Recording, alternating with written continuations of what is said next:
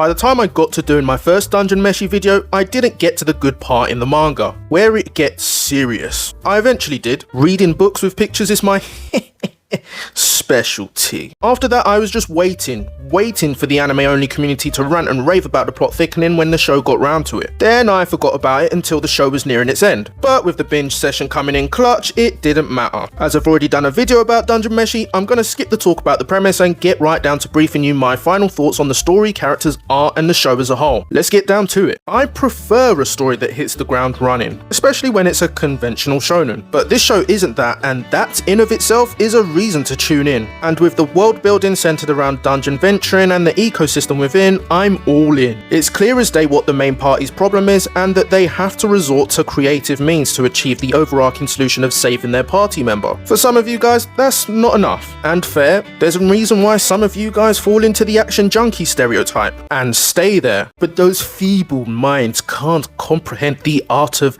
build-up. And now they missed out on the big turning point, if they didn't just read the hype on the net and binge watch the show, that is. So yeah, the party failed their quest, after failing their initial quest, except not really. Turns out that cutting corners on bringing back the dead leads to terrible things for the people in question. Go figure. And with the show now in and around the halfway point in the story, the fate of our main party is still up in the air. What's going to happen to Farron now that she's a manufactured chimera? What's going to happen to Marcille once the elves get wind that she's used forbidden magic? And yes, there's that prophecy about Lawis, but with prophecies generally being cryptic in nature and our main character habitually risking his life, does he really come out of all of this unscathed? I mean, probably not, but then at what cost? With that said, it's very fitting that the season ends with the party coming up with a plan to eat the main character's sister in order to save her. The fact that eating the dragon fully would have avoided the doubly screwed up situation just adds to the irony. The main party of four are kinda chill in the beginning, hard to go through drastic changes when they're in the low stakes part of their dungeon quest, but with the guys all being quirky in their own right, it makes for more organic humour as opposed to shoehorned meta jokes. We spend a lot of time, and while another story would have kept the character dynamics the same throughout, Dungeon Meshi didn't. While Lawis' reasoning for adventuring is kinda off the cuff, it makes sense that his love for his sister and his friends makes putting himself in harm's way for them a non-issue to him. Marcille had a hard time in other schools before attending the school where she met Farron and had a great time there. With that and later spending more time with her in their current party, bringing her back to life at Lawis' request was done without a second thought. Chillchuck is somewhat cowardly but also doesn't want to see more of his friends dying. Add that to not actually being useful in a fight, you could also look at it as him not being a fan of fighting losing battles. Now for Senshi, he's really cool and all with his knowledge of his cooking and the ecosystem, but it turns out he's got a bit of dark history involving this dungeon, leading to some attachment issues, with pieces of their backstories hinted in their behaviour sprinkled along the journey before the large revelations. You've got yourself a cast that viewers can get by. There are only so many times that you can stick a load of monsters in front of them to kill, cook and devour before viewers get really bored of the repeated sequence. Thankfully, Ryoku Kui noticed this and had some new additions pop up to try and avoid the boredom setting in. That way when things go to shit for our main party, we're not like, well, what the heck is happening? I could go on a rant about the token dark elf in the roster, but since the series have a token black guy, an Asian and his harem party, I'll let that slide.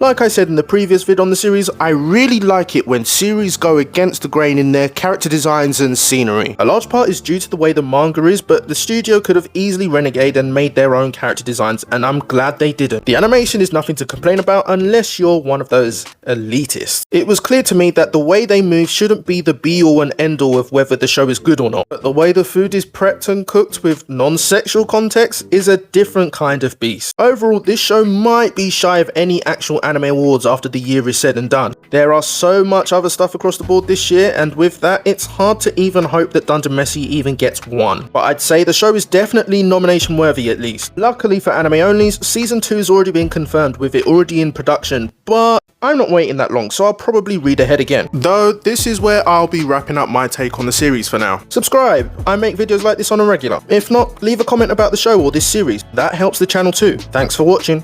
Have a blessed one. See ya.